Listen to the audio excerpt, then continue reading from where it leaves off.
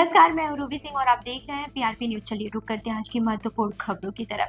Middle east में चल रहा युद्ध अब सिर्फ देशों की लड़ाई नहीं रहा, इसकी मार भारत के किसानों तक पहुंच गई है। हड़ौती के लहसुन किसानों पर इसका सीधा असर दिख रहा है। कट्टों की कीमतों में अचानक उछाल ने खेती को महंगा बना दिया है। आखिर कैसे युद्ध ने किसानों की कमाई पर चोट की है? बता दें कि अमेरिका, इजराइल और ईरान के बीच जारी संघर्ष का असर अब भारत के किसानों पर साफ दिखाई देने लगा है। खासकर राजस्थान के हड़ौती क्षेत्र में लहसुन की खेती करने वाले किसान इस वैश्विक संकट की सीधी मार झेल रहे हैं।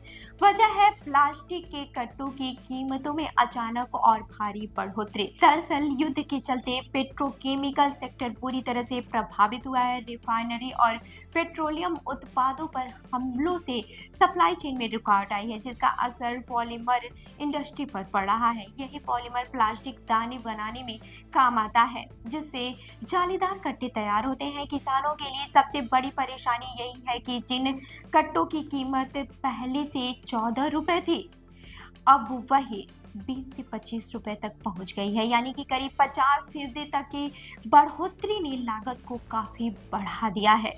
पहले से ही जूट के कट्टों की कमी थी, ऐसे में प्लास्टिक कट्टों पर निर्भरता बढ़ी थी, लेकिन अब ये विकल्प भी महंगा हो गया है। हड़ौती क्षेत्र में लहसुन की बम्पर पैदावार होती है और इसे सुरक्षित रखने के लिए खास जालीदार कट्टों की जरूरत होती है।